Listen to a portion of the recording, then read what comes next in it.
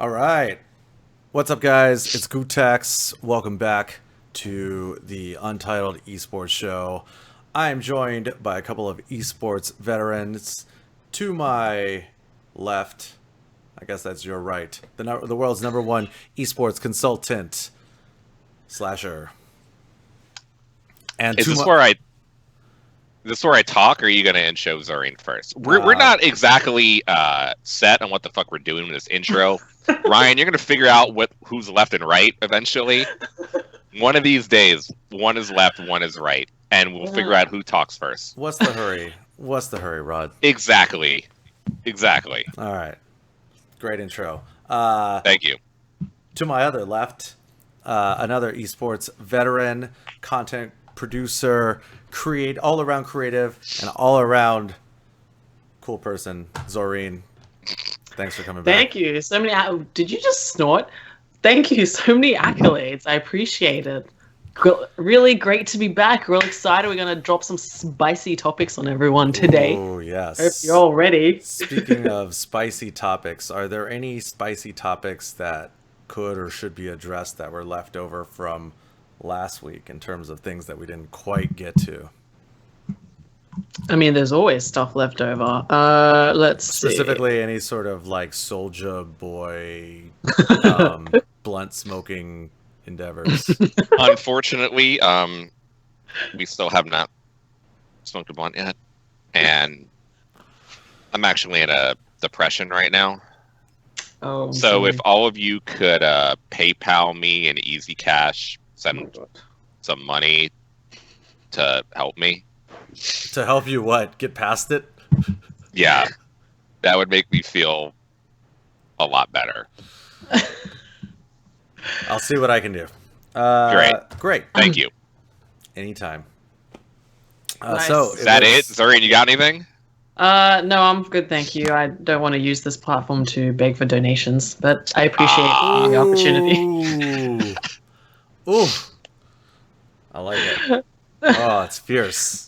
We're starting off good today. Oh, you know it. You know it. I mean, I have a private Snapchat too, Zorine. Okay, it's not like I'm giving it away for free. All right, I have good content for people out there that want to see the other side. Yeah, the other side of this. The other side Slasher of esports. Uncensored.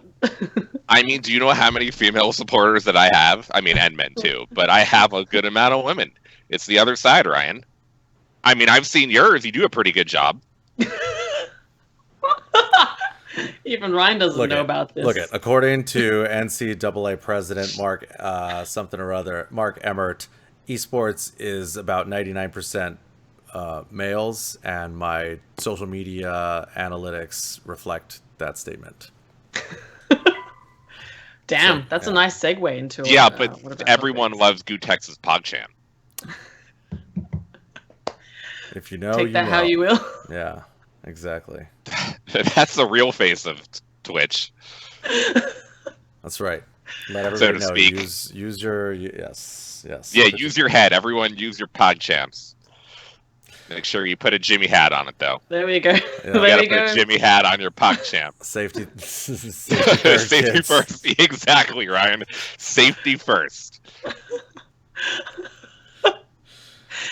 Oh my god.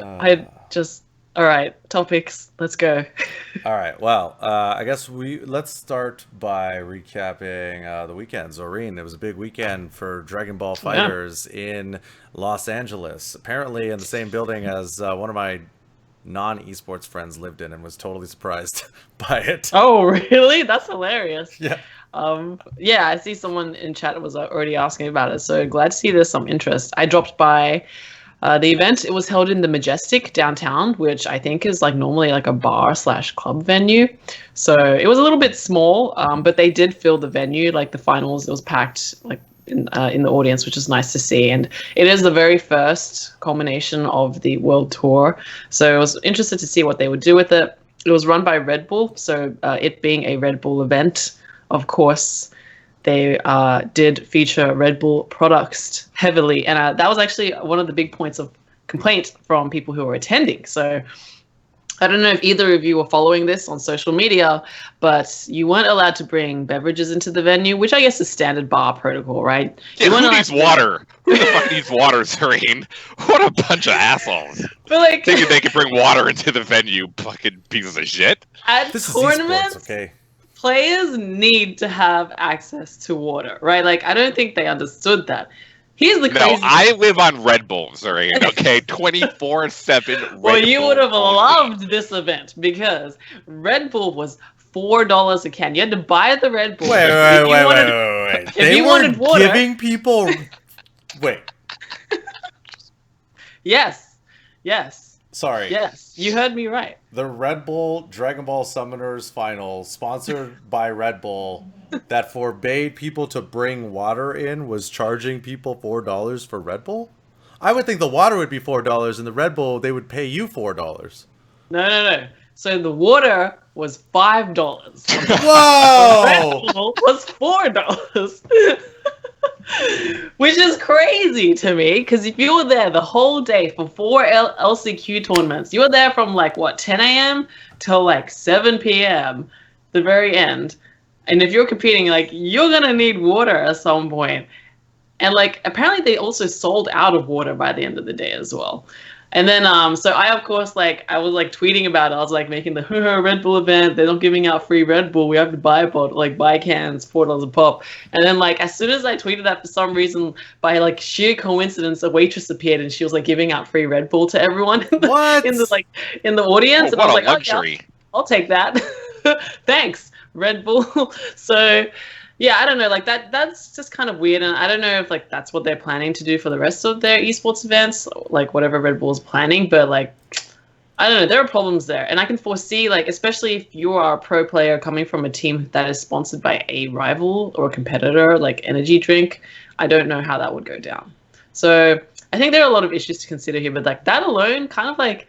I don't know. We have to consider players' health as well. That's super important, especially like for long events like that.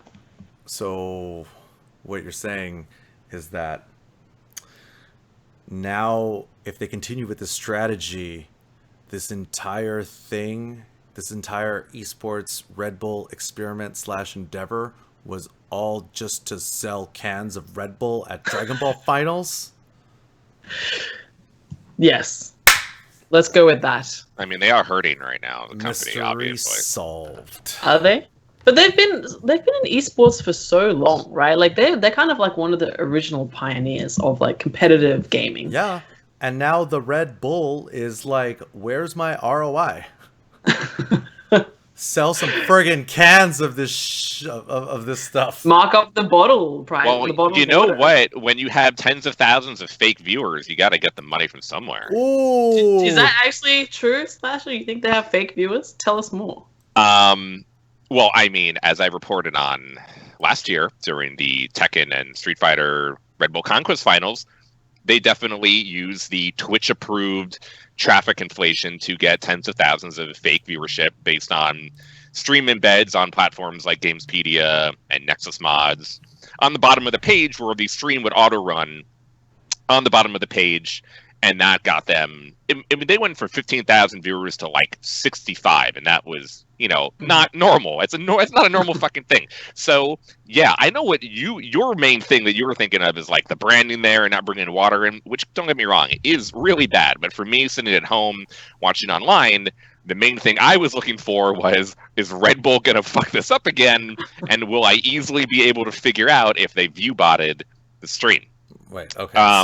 So tell us, give us the recap and some sources that are not your Twitter on I am the source. on I last am the year's- fucking source. Okay. Just because I posted on Twitter doesn't mean it's not real, because all the news articles But like, How where do we did you see pull it? took that my number? Twitter. How do No, we how do where we did see it? you get Yeah. those numbers from? And, yeah, Oh, and how do we okay. see There is a site called Twinge, twinge.tv, Okay. and Nice. it is an unofficial Twitch kind of viewer, like it tracks Analytics. viewership for analytics for every single stream, and it generally has like a peak viewership and how many views that you got over the course of the day. So you are confident enough in this tool. Whoa, spoilers. I haven't started Resident Evil 2 yet, but you are confident enough in this tool to like say that the numbers that they're pulling and that they're showing are accurate. But what is Twinge? I mean, it's just using Twitch's API. It's to not just show the stats. Yeah, just using Twitch's API to show the stats because you can't get it otherwise through like Twitch's own platform. Just like how Social Blade for YouTube works, or Social Blade for Twitch works, or however a bunch of there's a bunch of sites that do third party stuff. So they do tracking of events. And during the Red Bull Conquest stream, I looked at this, and they went from 20K to 70K within 20 minutes. And no matter what you say, that is not normal. The same thing happened on their YouTube videos where they had like 500,000 views for like the preview intro YouTube videos for the Red Bull Conquest events. None of them were real, obviously. And from what I heard from other sources, and these are my sources, Red Bull has been doing this for like quite a long time. And I even had only one source, so I don't have two, and I haven't put this out there. I was told that Ninja's New Year's Eve event was also viewer inflated in the same way, and that Ninja's previous major events, such as the Esports Arena one in Vegas, also may have been promoted in this way because Ninja is a Red Bull athlete, and Red Bull promotes all of their streamers in a similar fashion. So that was the main thing that I was looking for this event. Now, I will say, interestingly enough, there is no Twinge data for Sunday. I actually don't know why. For across the entire platform, or just their channel? Just their channel. On Dragon Ball FighterZ on Sunday, there is no data. Now, I don't know why that is. The Saturday data is there, and it looks pretty normal just based on like the eyeball test of like trying to see how the viewership is. I don't think anything was shady, but I will say, after getting put on blast by like myself and other people in the industry, if they had half a brain, they would do it so it wasn't so fucking obvious like it was. Yes. So if they are inflating viewers, which they very could still well be, it is much harder to tell now because they didn't add 50,000 viewers in 20 minutes. It's now a generally more gradual increase. You can see the Saturday data for Dragon Ball FighterZ. It goes from like 0 to 30,000 within like the first hour, but it's the start of the grand finals, and it's on the main Dragon Ball FighterZ channel. So it doesn't seem so weird. Maybe it's a little bit too high of an increase, but I would think it only peaked at like 35K on the first day anyway, and then like 65K on the on the second day. Okay, here, let me load it up. So this is the main thing that I was looking. Okay, I'm looking at the site here. Walk me through it, and let's do a little esports analysis here. Okay, so you just go to broadcasts, and then it should show you Sunday, but it doesn't. The last broadcast is on Saturday, which is the first day of the finals, and that shows you exactly what the peak concurrent was over the entire time span of the event. And you can see this for any channel on Twitch, all individual streamers, all event streams, etc., etc. It's the same. I mean, I will get you my tweet from the Red Bull Tekken Street Fighter thing where I was able to yeah, I mean, like that event was super obvious, right? Like they went from like, what did you say, 10,000 to 60,000? They went from 6,000 to 56,000 in like 10 minutes. So I linked to my other tweet from November when that happened, Ryan, if you want to pull that on the screen, where you can obviously see some shady shit was going on with Red Bull. So if they learned a lesson of not being so fucking obvious with the way that they're promoting streams, it would be much harder to tell if they did this for Dragon Ball FighterZ. Now, I will say, this is a problem not just with the advertisers, and we'll probably get into this again in a little bit as we talk about the whole Twitch ad issue, which I think is actually kind of conflated into each other. They are related. The Pokemon and Ninja ad stuff. But Twitch. This is a service for Twitch. Twitch gets paid money by big advertisers and by big brands to put the Twitch embed on sites that Twitch owns or that Twitch is partnered with at the very bottom of the page, on mute, auto embedded, and live playing to inflate viewership that you would never know those people are not actually actively watching the stream, and they offer this in their packages for brands. So this is really more on Twitch. Do you have screenshots or some sort of, presentation deck that you can share, even if, you remove, any sort of identifying information? I do have one source who has promised to get me that. I do not have the deck, no. But I have multiple sources that have told me that this is the case. These are ex and current Twitch employees. Mm-hmm. So, before you mentioned that, what was going through my mind is like, well, why would Red Bull want to inflate the viewership of their streams? Because the first thing that came to mind was, well, somebody doesn't want to get fired if the views aren't what they had promised, the higher ups at Red Bull. But if what you're saying is true about, them offering, let's say Twitch offering it as a service to other people, this is actually quite interesting, because if you reposition it as this is, something that Red Bull is doing for Twitch as some sort of like kickback, I guess. It's like everyone wins. Like, we bring your platform more exposure, more users see it. And I thought when people referred to bots for the Red Bull Conquest stuff that was happening way back in December or November, that was actually like view botting as opposed to the sneaky embed at the bottom of a random fandom article. So you're referring to, Slasher, what you're referring to that Red Bull is doing is, are you saying that they are doing the sneaky embed? This is allowed. This is allowed by Twitch. This is the service that Twitch is offering. Twitch is offering this type of inflated viewership based on embeds. They didn't actually illegally, not illegally, but against the terms of service, use a view bot to inflate viewership. This is a service that is allowed by Twitch. I think it is incredibly fucking shady, and this is why I have called it out every single time that I have seen it. It's much harder to go back in time to see other previous events, is because there have been so many, and I'm not quite sure who was sponsored with who.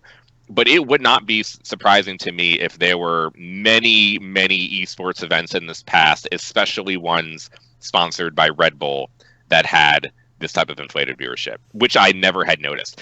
During the Street Fighter and Tekken Finals Conquest event, you would like the entire fighting game community Twitter being like, oh my god, there's almost 100,000 viewers, this is fucking great for fighting games. So it really does have like a real effect when you do this onto people. Most people do not realize or understand that this is going on, or do not have the ability to find out, or just don't know how to find out. You two didn't even know where the fuck I was getting this information from before I told you right now. And no, you I've heard it before. Know more about like, yeah, but you two know way more about the industry than the layman who just watches video games and esports. So like those people definitely do not know that like something like this would be happening.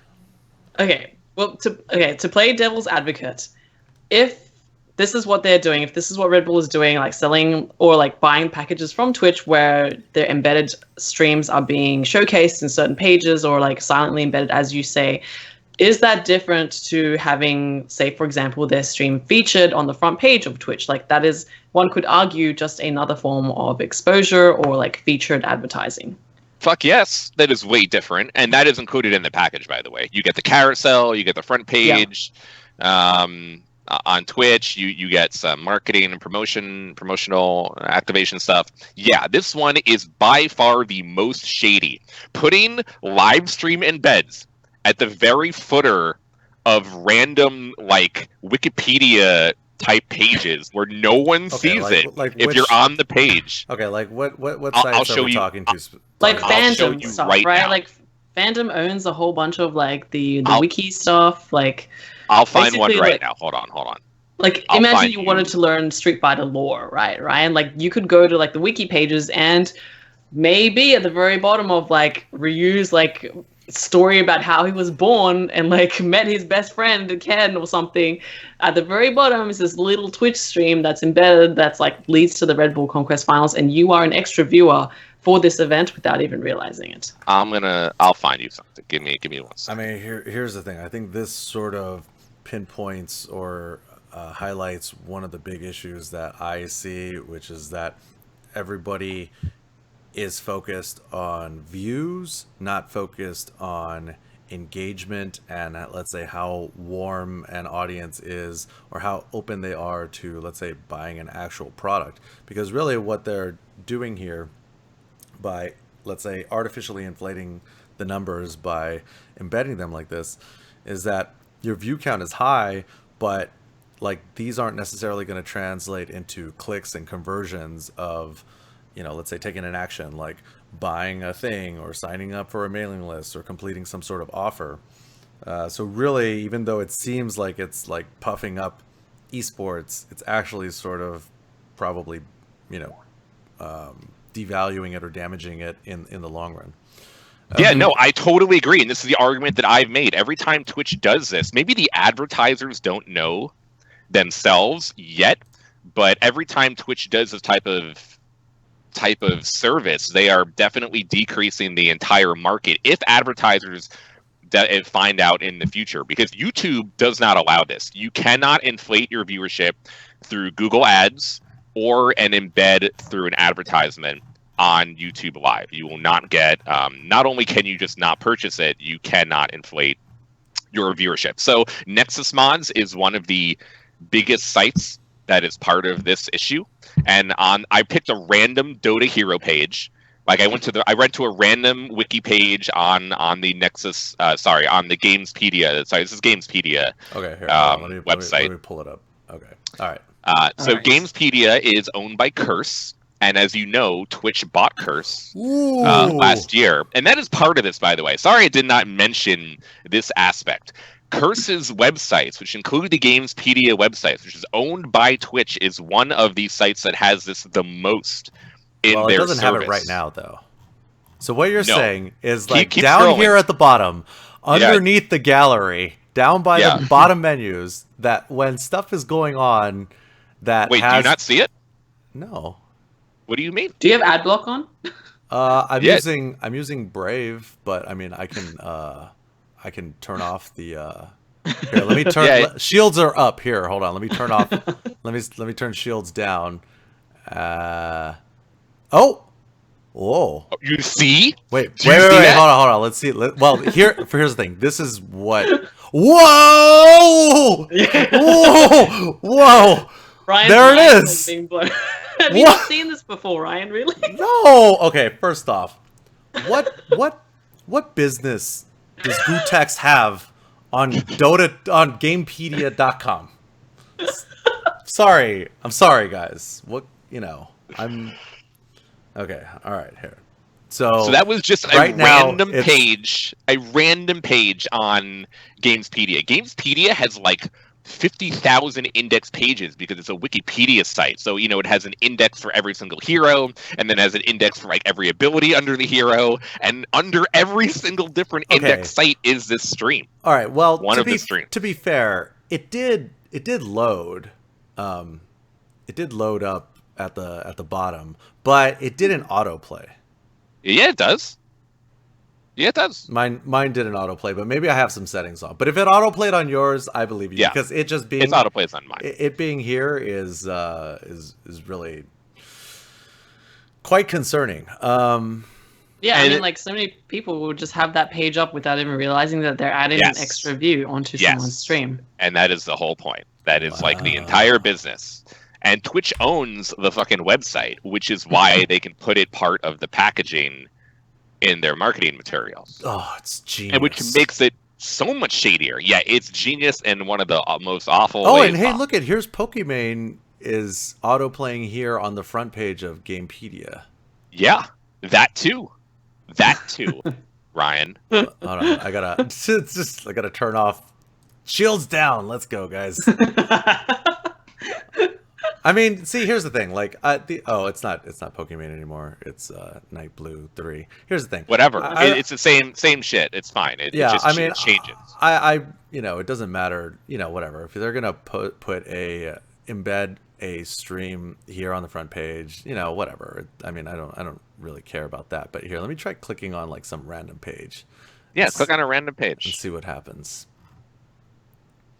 With your ad block turned off? But it can't be the blog though. You're looking at you have to go to an index page. You have to go to like go to like here, let's go to wikis. Yeah, right, let's go to wikis and then okay, sure, Minecraft.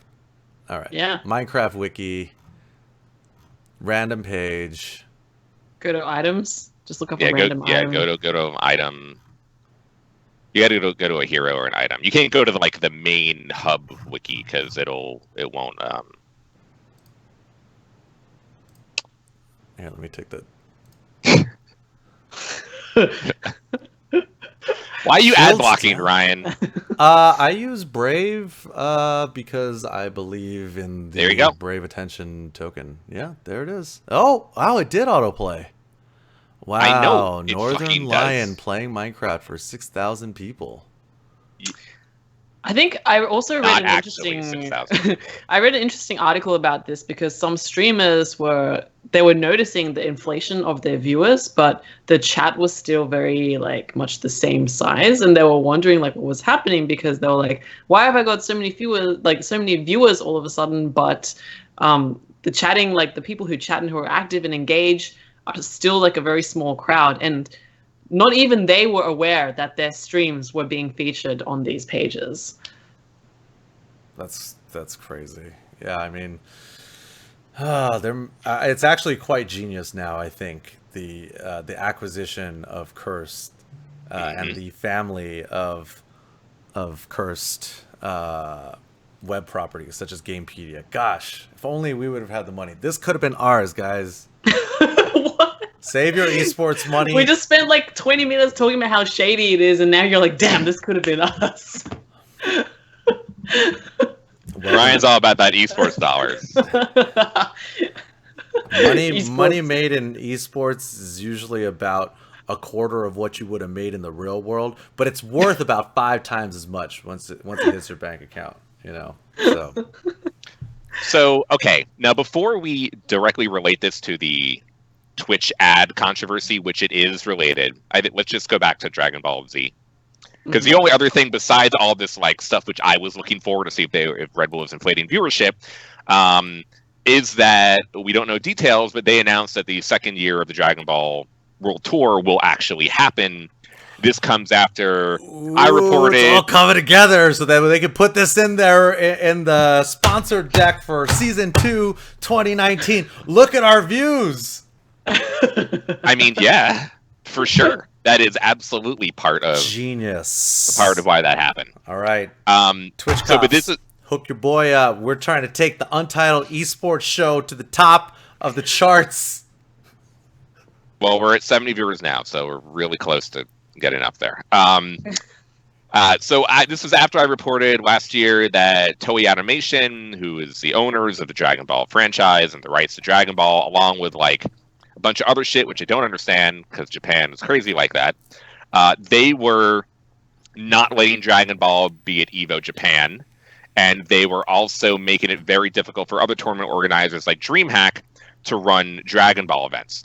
Now, after all this controversy came out, about a few weeks later, Harada, who is the franchise leader for Tekken, and that's his baby, he is now the new esports manager for all of Namco Bandai, which includes Dragon Ball, Tekken, and Soul Calibur. Now, we haven't heard from him much about that since he announced that, but I have to feel like he probably went in and was like, what the fuck are you guys doing? Because he's he's Harada, so he can do that. Mm-hmm. And I'm hoping he helped fix whatever issues were going on with Dragon Ball and the rights issues and the tournament scene, and that is why we are now going to get a second year of Dragon Ball FighterZ World Tour.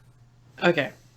Can I just say, I heard something different, and I only have one source for this, so I don't know how much I can corroborate this with other stuff that's happening, but apparently all the licensing issues that were happening with Dragon Ball FighterZ, it being pulled from like DreamHack and not being Evo Japan, people keep saying it's Toei, but it's actually Bandai Namco.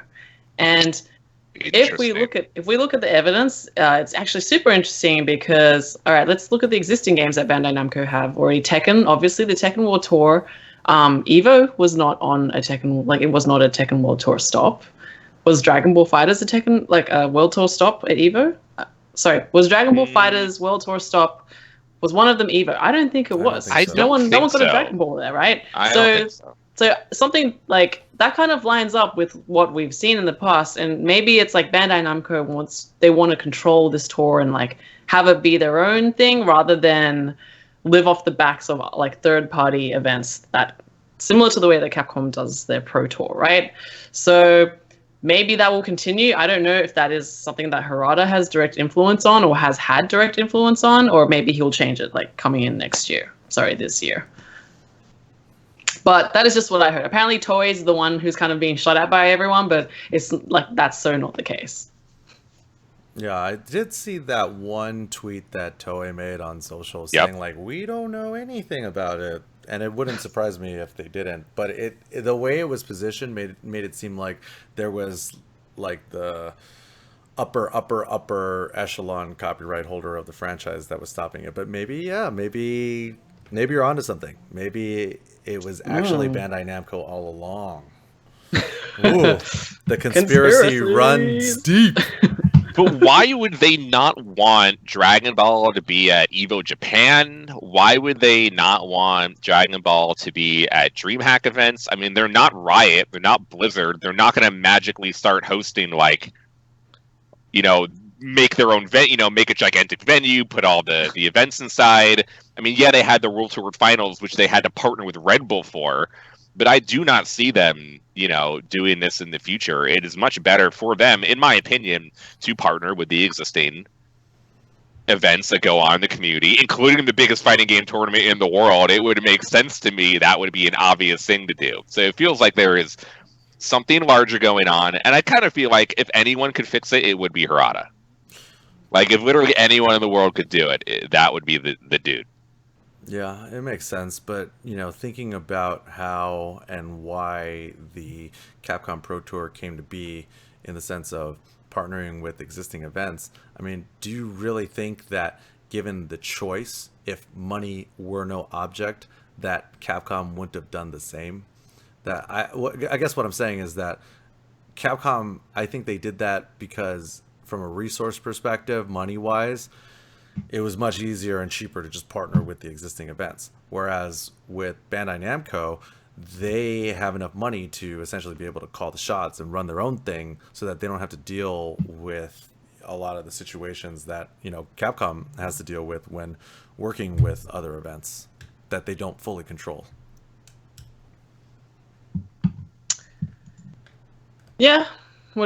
I mean, it's hard to say because we don't have insights into like how these companies work, and maybe there are other politics at play here, right? Like Evo Japan is just a franchise, like it's not the actual core Evo team who is running that event. It's like a totally different team, and maybe they have to balance like the relationship with the publishers over there, and there's something else going on that we may not know about.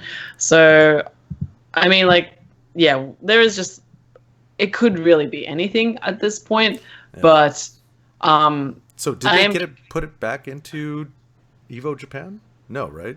Nope. I did. Nope. It's too late. No Smash Ultimate and no Dragon Ball FighterZ. Sounds like licensing issues. Yes.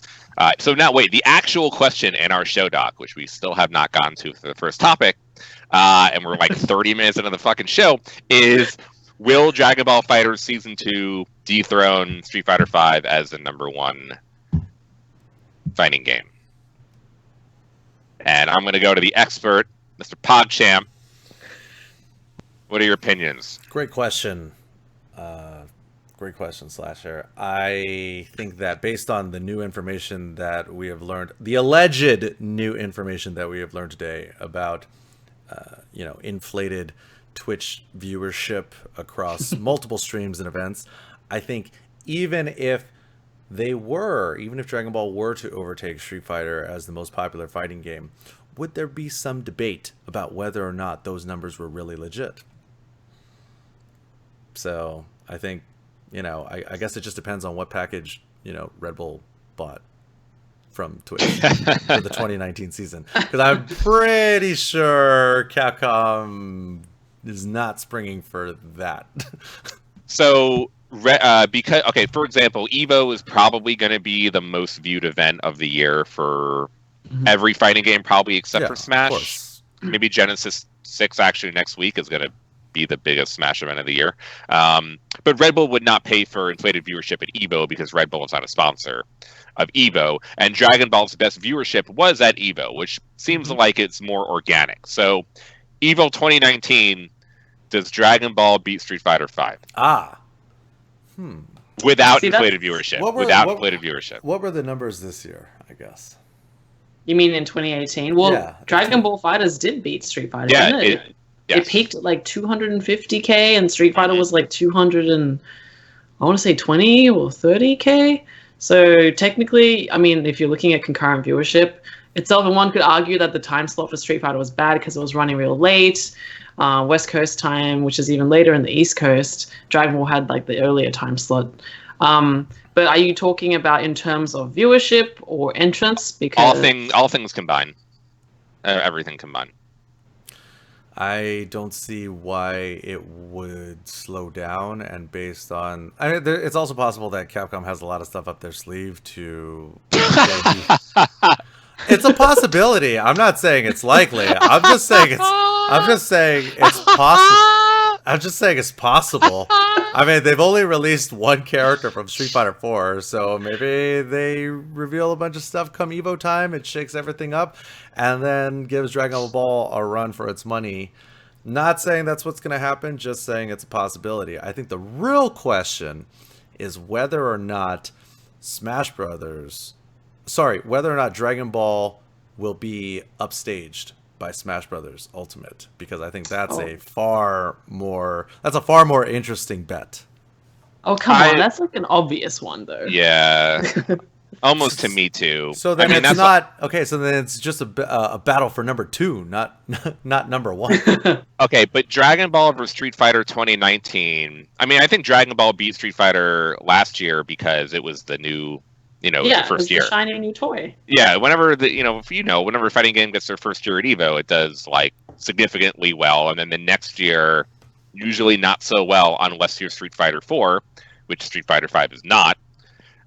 So Capcom has fixed Street Fighter a little bit, and there's a little bit less hype for Dragon Ball. I think Smash Ultimate will obviously be the number 1 game at EVO, no matter what, and then it will be either Street Fighter 5 or Dragon Ball for number 2. I actually think, depending on the time slot, which Zorine has a very good point, it was really fucking late, Street Fighter 5, the finals. I think Street Fighter 5 might be number 2. I do. I think so too, honestly. I think because, as the points that Slasher mentioned, it was first year for Dragon Ball. First year always inflates viewership and also entrance as well. And the other thing I was keeping an eye on over the weekend for the Dragon Ball World Tour finals was what did the final viewership peak at? And that was 62,000. Compare that to Capcom Cup at the end of 2018. That was at 125,000.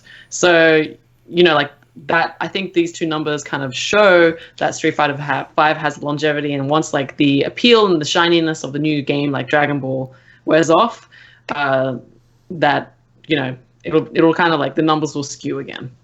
Well, I think we're also forgetting a very important fourth fighting game that we talked extensively about last week, which was Mortal Kombat 11.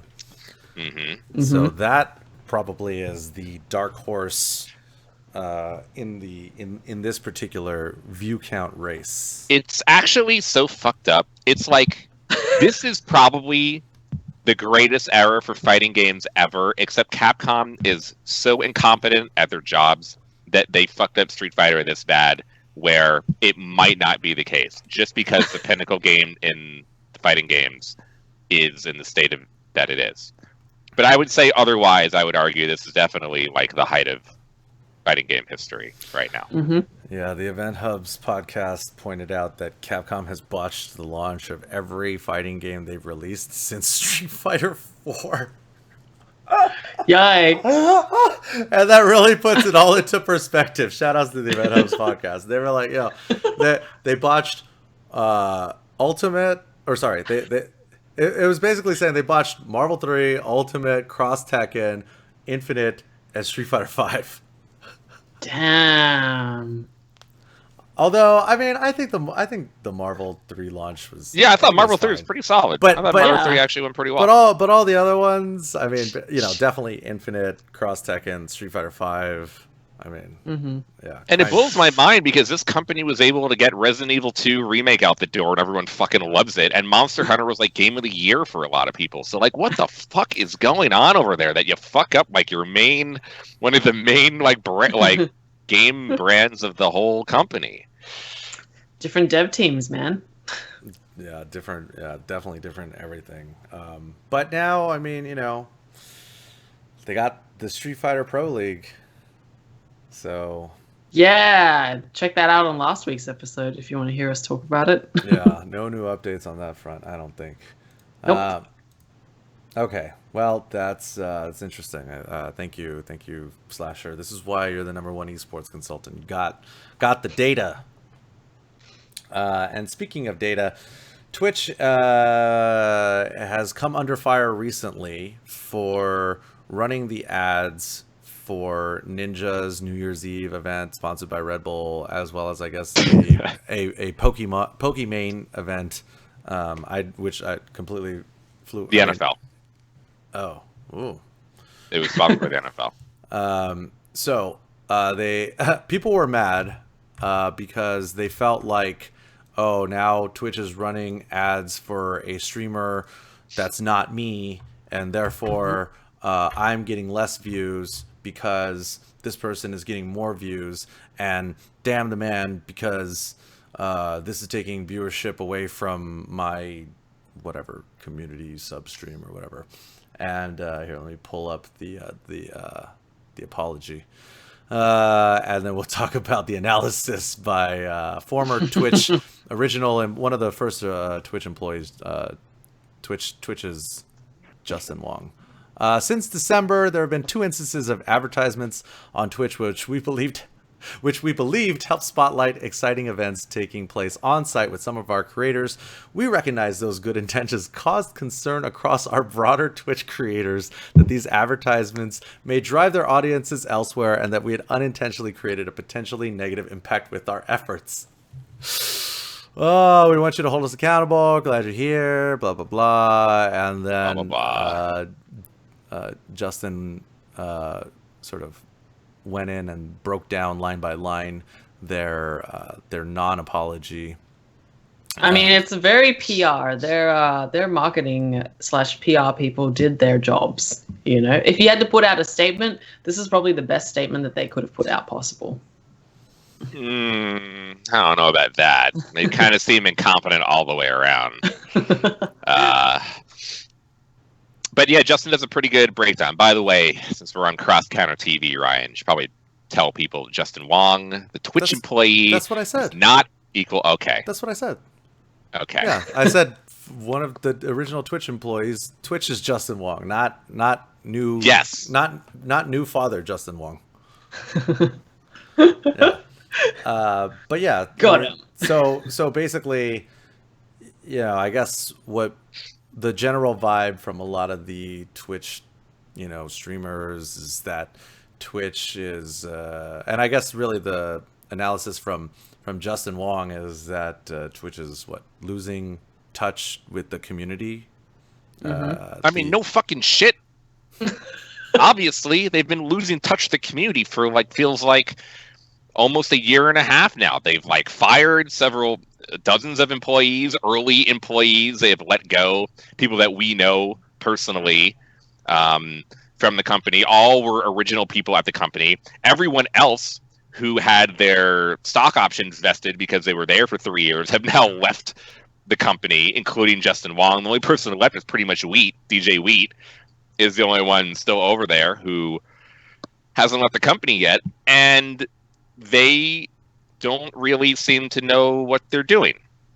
And this comes at the price of the website in general and the company only growing more and more and more as Twitch's prominence continues to be more impactful on like the larger ecosystem of like online media and the internet. So, I mean, I don't hold everything against them because, you know, things are getting bigger over there. But there's definitely several instances of them losing touch with the community. This is only the most recent one. Mm-hmm. Do you guys think that they are wrong to, let's say, run ads for other streams on other streamers' channels? Hell yeah. Look, if I was, this is what kind of put it into perspective for me. There was a streamer who tweeted, I can't remember who it was, but they tweeted something like, "Oh, I was planning a New Year's event to be really fun and like stream with my community." And then when they came into the stream prior to it, like they were served an ad that was pointing to Ninja's New Year stream. So like, if I was that person in that situation, I would be like, what the hell, Twitch? Like, I'm working so hard, like working just as hard as Ninja is, arguably. There's plenty of streamers out there who work just as hard and put in as much effort and have smaller communities, and they got to hustle, and they're not being like favorited by Twitch and shown like, you know, extra or given extra exposure by Twitch to highlight the top content creators, which I think is like what their overall strategy seems to be right now. And that to me kind of like feels, you know, it just feels shitty. It's not a nice thing to do. So I could see why the streamers would get like angry or upset about this, and that their reactions are justified. You know, I'm actually gonna have a hot take here. I really didn't have a huge problem with this going on. If a pre-roll advertisement for fucking Ninja and his Red Bull stream is gonna take people away from your stream, like you didn't know that like Ninja was already gonna do this, and then at the same time you find it out, it's like, oh well, fuck you, I'm gonna go watch Ninja now. Well, then you're just not entertaining enough, or you did not do a good enough job on your stream or your product to keep viewership in. And I really don't see the issue of Pokimane and the NFL's ads or Ninja and his New Year's Eve ads really taking away viewership from other people. And if that really did happen, that is on you, the individual streamer and creator, to not suck so much at your stream and to be entertaining enough or whatever you got to do to keep your own viewers there in the first place. You know, for me, it's more like those pre-roll ads were a lot more for people like hitting the front page, the home front page, or people just browsing in general and then saw the ads and then would go to their page. I really don't think dedicated viewers of certain streamers are then being like, ah, fuck you, bye, and then going to Ninja's stream and watching him because they saw a pre-roll ad for the stream. Do you think? Now, I mean, I feel like occasionally people might be like, "Oh, Ninja stream from Times Square? That's crazy! Like, I've never seen that before. I wonder how it looks or how the setup is. I'm gonna click through just to take a quick look, and then all of a sudden I'm there and like I'm invested and like it's really cool. Like, there is that potential as well." No, I do get that. I do get that. And like that stream that he did had all the bells and whistles, like it was fully like sponsored thing. It was very flashy, like, and it was made to be, you know, to attract new viewers to Ninja's stream. I mean, someone mentioned it in chat, but it's like people complaining that women streamers who, you know, show a lot of cleavage or whatever are taking away all my viewers.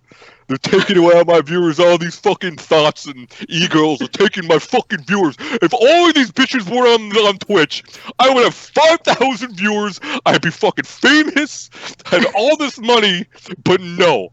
All these fucking e-girls are taking all my fucking viewers. This is like a similar way that I think about the complaining of other people. It's not exactly the same, but it really does feel like a similar type of whining.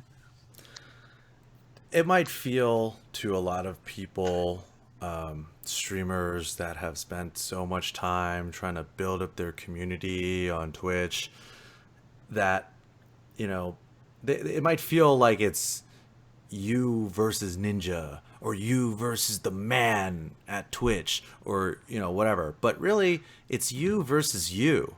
If you can't generate the viewership for your stream, regardless of what's going on in the outside world, then I just don't think that you've done a good enough job at cultivating your audience. And also, you know, something as specific and rare as like a once a year New Year's Eve thing, like I just don't. I feel like this was a good opportunity for a lot of people to just go do something else for a night, and nobody really would have like missed Ryan, it. you're talking craziness here. What do you mean step away from a stream for a night? Are you out of your mind? That's like $10,000 lost for like big ass streamers. Yeah, you know, I mean, this is the sort of trap, the subscription donation monthly trap that I think a lot of people fall into, where you can end up becoming a victim of your own success, right? Like, you know, I was on the Trainwrecks show the other day, and he was talking about how he took a long break. And I was like, oh, wow, like, what happened? He's like, well, it's been 4 days, man. And, like, you know, I've lost a ton of subs. So now it's time to get back. And I was like, whoa, this is crazy. But, you know, people feel as though they can't stop for a moment. Otherwise, all, you know, their audience will forget about them instantly. And I just, you know, I just don't subscribe to that belief. Literally. You literally do not subscribe. I literally do not give them my $4.99 a month. I subscribe to the it's under my control to make it what I want, despite what other people are doing on the other side of the platform or the internet or whatever. Ninja actually talked about this today on how he is trying not to care so much about losing subscribers when he goes away for 3 days and he loses, like, you know, hundreds of thousands of dollars because of it. It is like a legitimate problem because subscriptions are like probably the ways that Twitch streamers make the most amount of their money. Unless because they're not diversified. Streamer. Well, yeah, I mean, some of the big streamers make a lot of their money through donations, but unless you're like one of them and you're getting some random guy to pay you $5,000 or who fucking knows what reason every fucking week or whatever, then subscriptions are your primary revenue source, then some sponsorships, and then, you know, the ads on whatever money you're making through advertising on the platform. So it is kind of, the Twitch ecosystem is like kind of fucked up in that way, where if you take 3 days off, like people just cancel their subs. I actually find that whole thing kind of baffling. Like your favorite streamer doesn't show up for 2 days, so you canceled your monthly subscription because he went to go like see his family in like the other part of the world or whatever. Exactly. Like you're this much of a fucking fan that you won't let him do that and still keep your subscription, and thousands of you won't let that happen. Like, come on, community, how fucked up are you to not continue to support people that you like because they want to go away for a few days, or that they want to go do something else on New Year's Eve? Yeah, literally anything. It is kind of fucked up in terms of the community. Wait, so going back to the actual main point of this. So things that Justin Wong mentioned in his tweet storm, I think are rather accurate. Twitch backtracked on this, but they had already like got a whole ton of shit, including from myself and from Justin and from a whole bunch of other people, for the Ninja New Year's Eve ads. And they consciously made the same decision again to do it for Pokimane. It's like, it's not like they didn't know like what was going to happen, or they didn't understand the first time of like how serious it was. They already got so much shit. It was already publicized so much the first time, and they still went ahead and did it again because Twitch likes money, and Twitch also likes getting money from the NFL. And I think, you know, Twitch says in this PR statement that they're not going to advertise individual streamers or on-site events again on channels. I think that's a lie. I think that's complete bullshit, and we will see it happen again. Maybe not like in the near future, because they've already had 2 shitstorms within like 2 months of each other, but maybe 6 months from now. Especially when E3 comes around and like every major video game event in the world is going on during the summer. 99.99999% chance Twitch takes money if, you know, a gigantic brand wants to give them $500,000 for for a streamer. There's no way Twitch is like, nah, actually, we don't want that because, you know, some of our streamers aren't very happy right now. And what I will say is that, like, why should Twitch, like, I get why everyone's concerned and complaining and critiquing Twitch, and I agree with a lot of them for the critique that Twitch gets. But is there enough competition right now, even with YouTube and with Facebook and with Microsoft, where if Twitch kept taking money to advertise certain streams and events on other people's streamers, on their pre-rolls, are they actually going to switch? My gut tells me no. Not one of the streamers that are on Twitch now that is complaining about Twitch's practices are going to be like, you know what? Fuck Twitch, I'm going to Mixer. Or fuck Twitch, I'm going to YouTube. They're just going to hold that shit, and they're just going to keep complaining on Twitter and keep streaming on Twitch. So if I'm Twitch, maybe I just fucking take the ballsy. The PRL. Take the PRLs. Just do whatever. Just fucking keep going and take the money because they're not going to switch anyway. Yeah, like, we heard your concerns and we appreciate your feedback. Sorry. Please stop. That's really disturbing. Damn, now I lost my train of thought. That's a South Park reference, by the way, Zorine. I just want you to know. I just wasn't rubbing my nipples for myself. Because you wanted to do it? Yeah, I mean... I understood. Nothing wrong with that, by the way. Nothing wrong with that. So the other thing, actually, that I wanted to mention before we went off on that little tangent was in the statement, I think, and if you pull it up again, Ryan, we might be able to see it. They said specifically that they weren't going to do it again to promote individual channels. Now, I wonder if that also means channels like LOL Esports or, you know, official, like the ESL official channel. What does it mean for those kind of channels? Oh, there you go. That's the one. Yes. We always want you to hold us accountable, and we're glad you're here. We removed the most recent ad early Friday at the end of the campaign, and will avoid running advertisements in the future for on-site events and or creators that potentially drive your viewers to other Twitch channels. To which Justin says, huge commitment. I doubt they're prepared to keep. It's so broad, it must be an oversight or empty promise. They won't run ads for anything that potentially drives your viewers to other channels. Does this include esports like LCS or Overwatch League? What about E3? Or, dun dun dun, what about TwitchCon? Because I can certainly see them running tons of ads for TwitchCon when TwitchCon, before, during, and after TwitchCon. Twitch paid Blizzard $45 million a year for Overwatch League. You don't think they're going to run fucking pre-rolls in literally 2 weeks for Overwatch League? I actually think the way that they worded it, Justin is correct in saying that they are going to backtrack. Just as I said, they're definitely going to backtrack on this. But on-site events might be in their wording specifically for individual single weekend sponsored events, not a long-term yearly contract like Overwatch League or LCS. And due to the way that their wording is, that is not going to count for Overwatch League or LCS. There is absolutely no fucking way we are not going to see an onslaught of pre-roll ads for Overwatch League in 2 weeks. Literally 0% chance we are not going to see that, and more than likely LCS ads everywhere for the start. As we go through the season, but especially for Overwatch League. So I would think that TwitchCon is part of that, like, packaging. On-site events, from their wording, is more than likely for a partnered, sponsored event, not their own event, and not an already existing major event like an E3. Because I definitely think we will see pre-rolls for that no matter what. So, but what's fucked up for Twitch is the way that they worded it. All that's going to happen is when Overwatch League starts in 3 weeks, we're going to have this whole conversation again. And everyone's going to have a whole shitstorm again because Twitch is incompetent at their PR and their jobs and not know how to do marketing correctly or talk to their community or talk to viewers. So everyone's going to complain again, even though I think it's kind of redundant by now.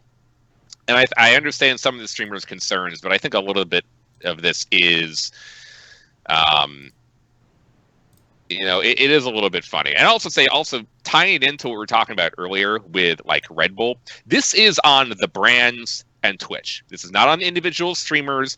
Don't be giving Pokimane hate. Don't be giving fucking Ninja hate because of this. This is Red Bull and the NFL paying a lot of money to Twitch to take these deals. Obviously, individual streamers have like some say and insight into this, but you think like they were going to say no to tens of thousands, $100,000s of dollars because it might upset some people, other like partners on the platform? No, it's not a reasonable thing at all. So really, I think the pressure on Twitch is very good, like the community pressure and the critique of them, but there should be more criticism. If they really, really care about this and they don't want big brands advertising pre-rolls, then you got to go after Red Bull and you got to go after the NFL because they're the ones that paid Twitch. Twitch is, in the end, the one that accepted the money, and they're the one like at the very top of the food chain in terms of letting this happen. But if brands are going to pay for it, then it's only going to continue to happen.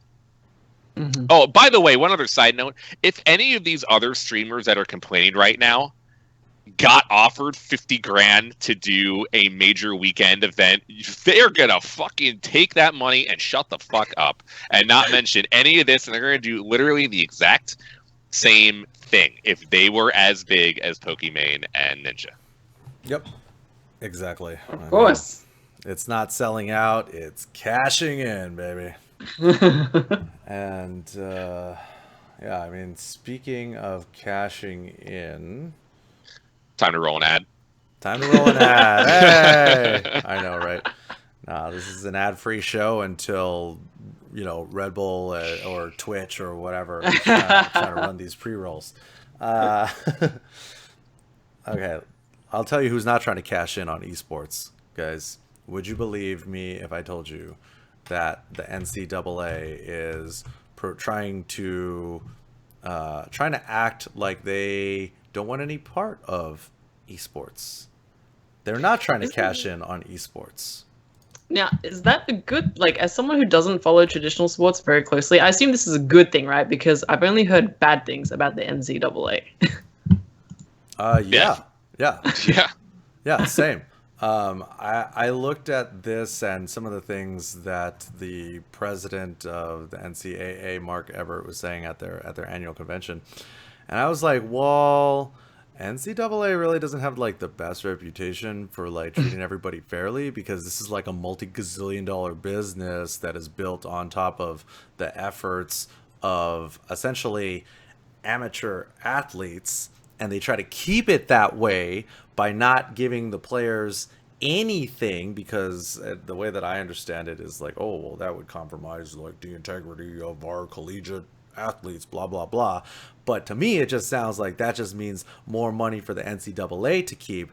So when their president is saying things like, hold on, let me pull up the quote. Oh god damn it! Now I have to. Oh, actually, I can't even read the whole friggin' article anymore because I had it open too long. Look at that. Las Vegas review. Yeah. Fuck out of here. All right, here. You guys just have to take my word for it here. Incognito. Here. No, you're revealing our secret dog. I know. So he says, we know a lot of the content is hugely misogynistic, Emmert said. We know that some of the content is really violent. We don't particularly embrace games where the objective is to blow your opponent's head off. We know there are serious concerns about health and wellness around those games. But last time I watched football, there were lots of attacks made to the head of different football players. So I think this is one of those instances. It kind of reminds me, like in the past, when cryptocurrency was a lot newer, and then you would see these people on CNN that were like existing like financial bankers talk about how, oh, Bitcoin is fucking bullshit, and like this is gonna like wreck everything, and like, oh, you should be wary, and blah blah blah. And now, but that's like one of those like stages of like denial, or like, it's like the first step is denial, and the second step is they make fun of you. The third step is they try to trash you, and then finally, like at that point, step 4 is you've won. And so I can see a lot of the same sort of sentiment here with NCAA. What do you guys think? I mean, do we really need the approval of the NCAA to begin with? I just don't understand why this guy's opinion is relevant to esports in any way or form.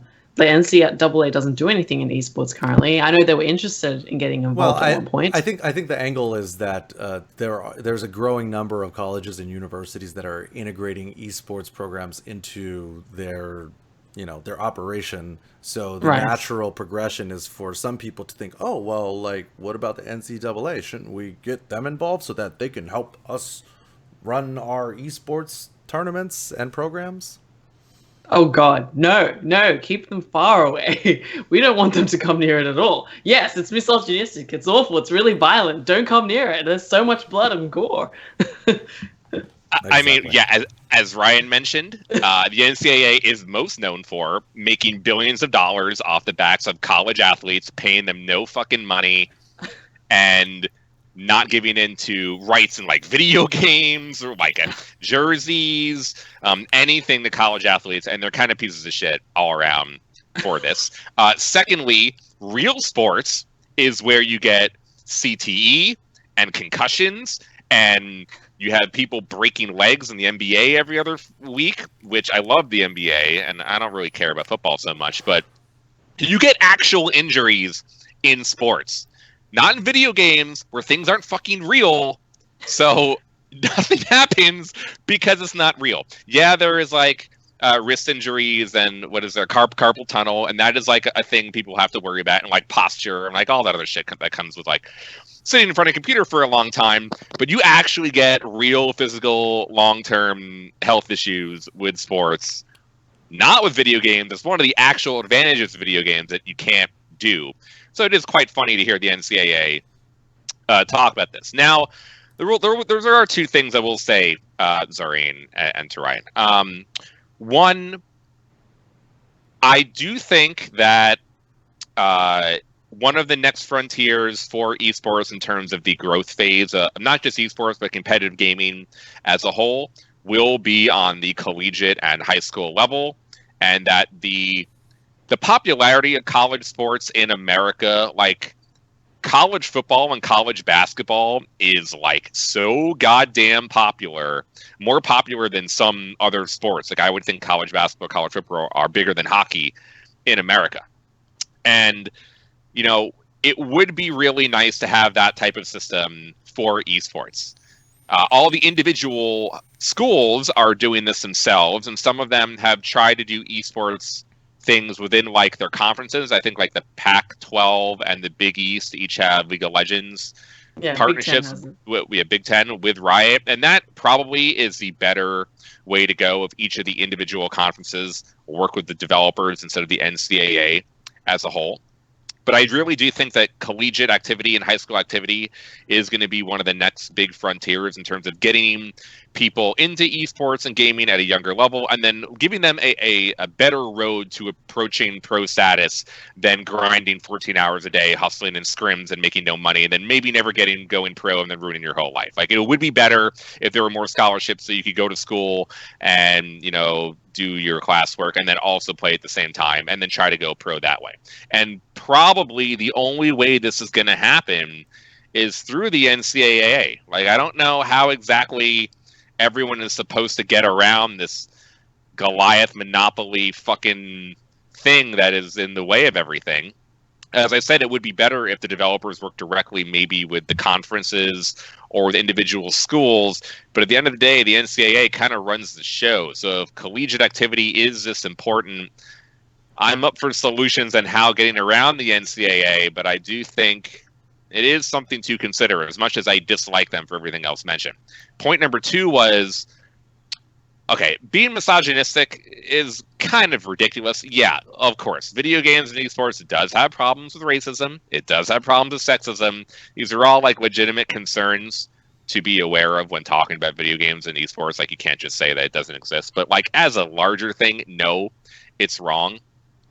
On the violence end, though, I will say, I even saw an article, I believe it was an Adweek, maybe right before the start of the new year, which I will try to find. And a major brand even told Adweek they refuse to sponsor Counter-Strike and Call of Duty tournaments because of the violence. So while I do think that is much less impactful than like real world violence of getting your head knocked in and being paralyzed or whatever, there are concerns outside the NCAA from major sponsors and brands of sponsoring games that have graphic violence. So while I don't care and I realize that these games are not real and the shooting a person in a head in a video game doesn't impact reality, some brands don't want to be attached to it. And I do think that it's the same. It's one of the main reasons the Olympics doesn't want esports either, is because a majority of the games in esports are all violent games. Like the amount of non-violent games for esports are very, very few.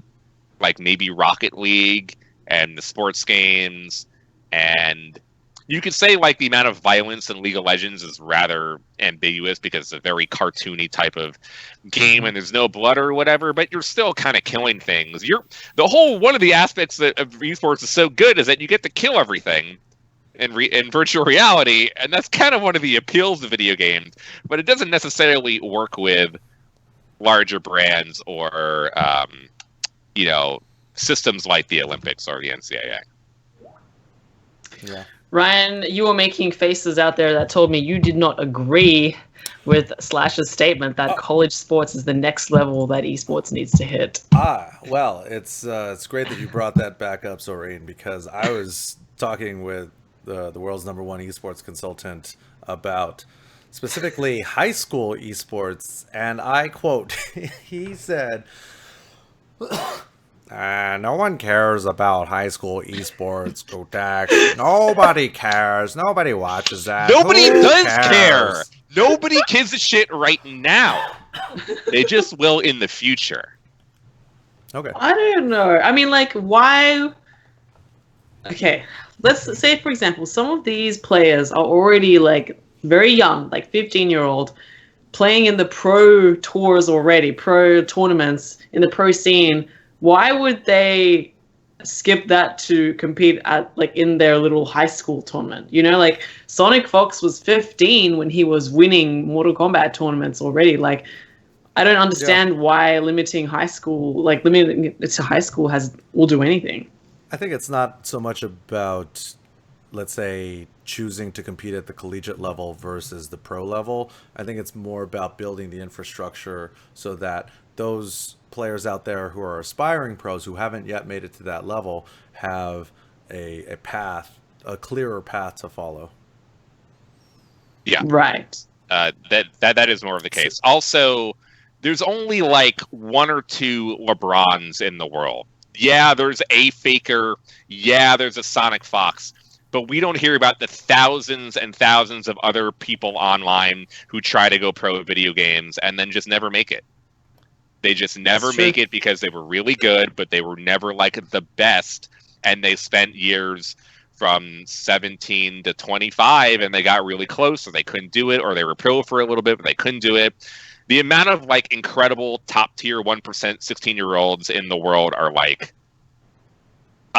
like you can count them on one hand in esports. So I do think like while there are some examples of that, Zorine, the amount of failures that we don't hear about far outweighs that number. And it would be better if those people were able to get like a full scholarship ride, which we are seeing much more now for different schools around the country who are introducing esports scholarships to get like at like a major school. It's not like the dinky bullshit schools like RMU, whatever the fuck it was that we heard about like a few years ago. We're having like legitimate universities that have like actual schooling in place, getting a full ride there. I think that is important. We apologize to all RMU graduates who may be in the chat right Yeah. Yeah. now. But like going back to what Ryan said earlier, do you think people will actually be watching these tournaments? No one cares about high school esports. I think there's going to be the same amount of people, if not more, that will watch high school sports, football, basketball, or whatever. I mean, put yourself into the minds of you when you were in high school. I mean, I went to football game. Maybe it was different. You guys are younger, but I went to football games in high school, and I was like, "This sucks." But if I were that age and was watching, my high school versus the rival high school down, on the other side of the city or the state or whatever, I'd be all about it. And I think the real potential, the untapped opportunities within high school and collegiate esports, and even esports at a little league younger level, is the money from the parents, because it's not the kids that are going to be spending the money on whatever they need, whether it's hardware or travel or lessons or any of these things. It's going to be the parents, because there's lots of parents out there, like that will pay for their kid to participate in, little league baseball or, basketball or, music lessons, stuff like that. But I think like this current generation and future generations will be more inclined to make sure that their kid has the best chance of being the next, esports future superstar. I mean, I think two things have to happen aside from the NCAA and everything that they bring in. One, it has to become more culturally acceptable and kind of prominent within high school and college kids, where everyone goes to. If you live in Texas, you are going to a fucking Texas football game sometime in your life, because that is almost as big as the Cowboys there. Like, and then a lot of schools, especially in the South, who don't have professional football teams, their college football team is like the thing for the entire state or the city.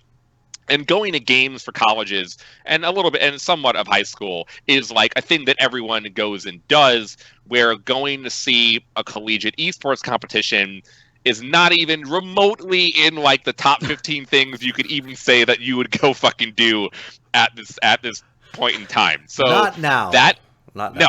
So that has to change.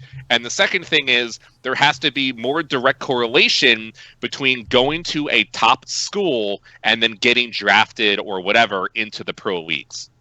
So that that if you go to a school and that school has like a pretty solid esports sort of university, like a feeder team into the pro league teams. Yeah, it's the same. Like, a part of the reason that people watch college basketball and football is because they're looking for who's going to be the number one pick in the draft, who for the NFL or the NBA. That's like a gigantic reason people watch college sports. And right now, no one is looking towards the collegiate teams to find out who the next best player is. And I would argue that is still not even the top three ways that you try to find the best players in esports right now. Usually it's on the top of the in-game ladder of whatever game it is. It's on top of the ladder on the third-party application for whatever game it is, like FPL. Or you look at people that are scrimming and practicing at like local tournaments or fighting games or online for team esports. So until that changes, until I think those two things change, besides the NCAA and like what they're doing, people won't necessarily care about watching collegiate or high school sports. I think that's going to take a lot more time to develop into something. Yeah, I mean, it's like a cultural change, an infrastructure change, a little bit of, it's just like changes all around, right? So I think the cultural one's the biggest one. I think video games, like, while we have seen a lot of success and growth, and I think we're about to touch upon this in our next topic on social media, but like people talking about video games, it's very mainstream now. Even so, like, it's not as big as like esports has not reached that level yet, and it still has a lot of time to go before it does get there. Right. Okay, so probably last topic. We could do Farming Simulator. We probably fit these last two in 5 minutes. They're not huge. I wanted to also see if there were any. Maybe there would be any interesting questions in the chat. Zorine, I know you gotta go. You got a prior engagement. Okay. Let's talk. Okay. Twitter CEO says esports and gaming content is one of the most talked about things on all of Twitter. I'm not sure if they're taking into account the President Trump tweets, because it seems like that's one of the things that is also driving a lot of traffic to the Twitter platform. So I found the interview. It was like a 2-hour long interview with Bill Simmons, who is formerly of ESPN, and he runs The Ringer now, and he has a pretty large podcast network. He was able to interview Jack because Jack has been doing a bunch of interviews in press lately because Twitter is under fire from all types of different shit. And part of the context, which I didn't include in the video, was that he was talking about things that are not politics, because the discussion was around politics, Twitter, and Trump, and people, which is another point, like people getting too involved in politics Twitter. And he says if you avoid politics Twitter and everything about that, there's actually several other things on the platforms which drive insane engagement, and it's to have some of the largest traffic on all of Twitter. First, he mentions NBA Twitter, and then the two things that he mentions specifically are K-pop, which does not surprise me, as if anything regarding like who are the big K-pop? BTS or whatever. They have like hundreds of thousands of retweets like literally every day. That community is insane. But besides them, he specifically mentions esports and video games as the second most trafficked thing on the entire platform, behind K-pop and not including politics. So I thought it was noteworthy that he specifically mentions esports along with gaming. He didn't just say video games. He said esports as like a second category to gaming alongside of it, which I think is pretty cool. And the other thing I'll note is that he, in this context of this conversation, he was talking about going to see communities that don't have toxic behavior like politics Twitter. And I found it rather amusing that he mentioned video games and K-pop Twitter as things that don't have toxic environments. You're so fucking cute, Jack. You're just a fucking you're just a cute little guy. Cute little guy. Well, I'm sure it made for a better soundbite than talking about the popularity and the struggles of dealing with political issues on Twitter. Much easier to just say, oh, yeah. There's all kinds of good stuff going on Twitter, like esports and K-pop discussion. Okay. We have no toxicity in video games. I do wonder how they break out the esports versus gaming chatter. Like, is it like, if you're talking about Fortnite, right? Like, is that gaming specific, or like, at what point do you break that out into esports? Anyway, that's just like me pulling hairs about stuff like that. For Jack, he might not know the difference. I don't know how much Jack is aware of like the nuance of the difference. I mean, for me, yeah, there is a difference between Fortnite is not esports. Fortnite could represent competitive gaming, I think, in a larger way, which you could tie into esports. I think with the industry growing, that's actually going to be a problem for more going forward. Defining the difference between just regular gaming and esports, or competitive gaming, or like streaming culture. Like those are all kind of, people interchange like all of those things all the time. People call Ninja like the greatest esports player in the world or whatever. Oh yeah, and he was a professional esports player. He loves esports. He's probably technically a sort of competitive gamer, but he's not an esports professional right now. And I think it's really hard for people that don't know the industry really well to be able to differentiate between. Well, speaking of differentiating between industries, there's a new esports title / genre on the horizon. That's right. It's time to live off the land, because Farming Simulator is bringing $284,000 to competitive Farming Simulator, which I will be honest, had never even knew that was a thing. How can we be more competitive with our crops? And is it too early to plant the seeds now?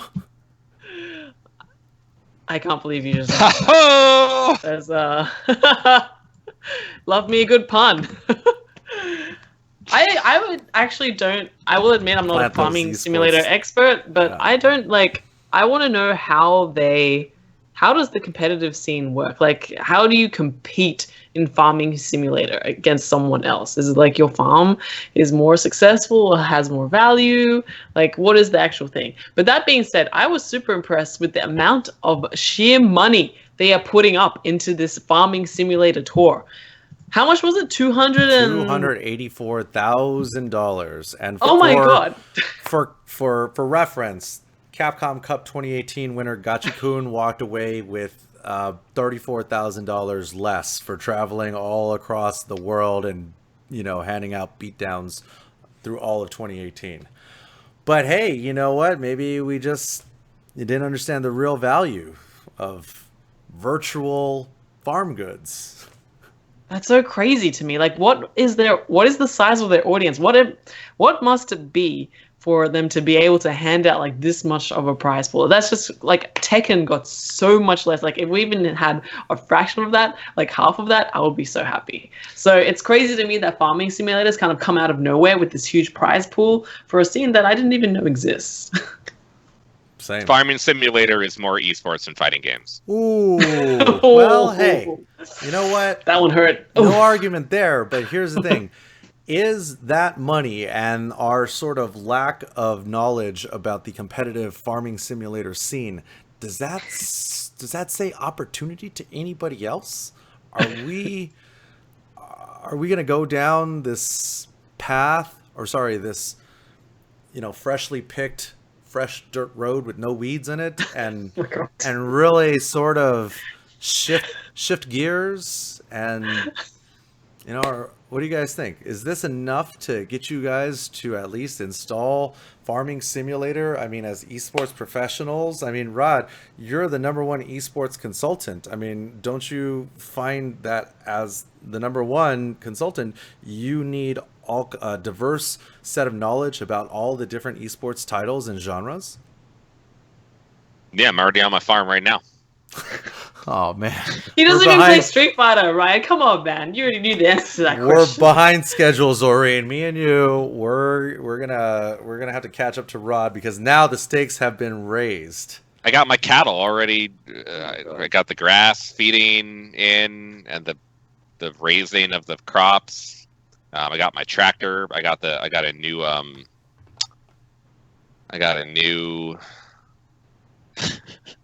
No. John Deere. I got a new John Deere fucking tractor. Yeah, it's pretty sick. Our boy Katy Perry says, "Man, listen, if they wanted to do this right, they'd give the winner his own IRL farm." There we go. Yeah, thank you, Katy Perry. You're the only one that got stakes raised. Yeah, get it, guys. I got it. I just chose not to react. Anyway. All right. Anyways, guys, we gotta wrap it up. Zorine's gotta go see some cartoon about Dragon Ball. Whatever. Maybe I'll buy a Red Bull while I'm there. Oh yeah, send them hashtag Summoners Finals after you buy that Red Bull can. Thanks, Zorine, for supporting the indie companies in our space. That's what I'm all about, just lifting up the small company, like the small Twitch streamers, kind of helping them get that slice of the pie. That's what I'm all about. Oh yeah. All right. Well, I guess we shall reconvene next week and talk more about top tier farming strats. Slasher, where do people go for more of the world's #1 esports consultant? I don't know, Google me or something on the internet. I don't really do shit. I'm shit posting currently. How about you, Ryan? Great question. You can follow here on wherever you're watching. Hit the follow button. There will be iTunes releases very soon of this podcast, as well as the other ones that we got coming down here on the pipe here on Cross Counter TV. But you can follow me on Twitter and Instagram at gootecks. Zorine, what about you? Where do people go? I'm glad you asked. Glad you asked, Ryan, actually, because I recently managed to update most of my social media handles. So you can find me at Team Zorine on YouTube, Team Zorine on Instagram, and Team Zorine on Twitch. And on Twitter, I am Zorine. All right. Oh, you did it. You did it. I did it. All on my own. Didn't even need to hit up staff. Great job. Easy. Easy esports money. Easy esports money. All right, guys. I'm going to get to planting these seeds. Farming Simulator calls. Thank you. I got Farming Simulator in one hand. I got Smash Ultimate in the other. I'm about ready to fuck up Gootecks at the same time. All right. Wait, speaking of it, did you get your Switch? No. No. That's what I thought. That's okay. We can go heads up in Farming Simulator. All right, guys. Thank you, guys. Thanks, Money matches. Yeah, exactly. Bye. Crap matches. All right, guys. Thanks so much for watching, and we will see you next week. Same bad time, same bad channel. See you later. Bye.